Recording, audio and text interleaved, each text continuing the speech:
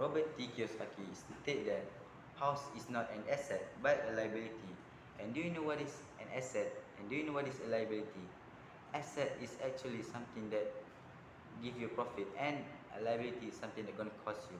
And do you know why he stated that? He stated that because most of the time people have the wrong idea. They think that house give them profit in terms of rent and a lot more. But most of the time, house is gonna give the liability in terms of bills and insurance that they need to pay. And do you know who is Robert T. Kiyosaki? Robert T. Kiyosaki is actually a millionaire, a financial genius, and the writer for the most famous financial book called Rich Dad Poor Dad. And today, me, Muhammad Lukman bin Muhammad Zukri, from Sekolah Tongkap Abdul Rahman, is not gonna school code AEB 2050 is not gonna review about that book, but I'm gonna review one of his book called Rich Dad Increase Your Financial IQ. This book have 10 chapters and 309 pages, and in each chapter it filled with a lot of questions that can possibly came from the main thing, the main chapter. This book have a good introduction, I think, compared to other book. The introduction is actually the story that he, the writer himself, experienced.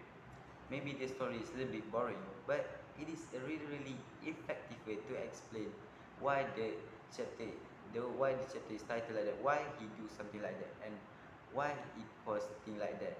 And this chapter is the best example actually. This book also have this book is also easy to understand. Why? Because most of the time, because they use a lot of images, they use a lot of pictures, but not most of the time.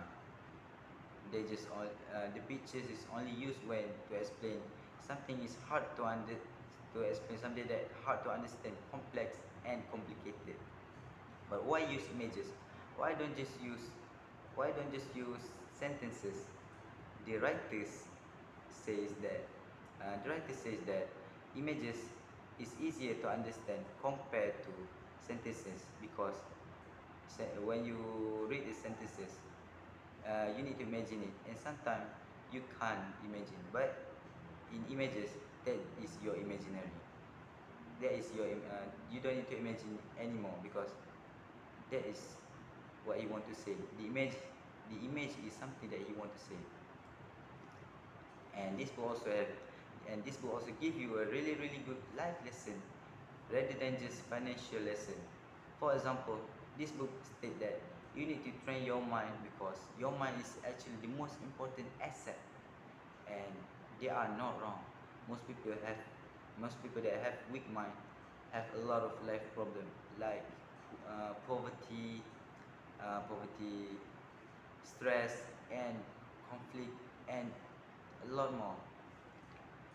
But people with strong mind, they rarely have that problem, because they their mind is flexible to every situation, and they can solve every situation easily.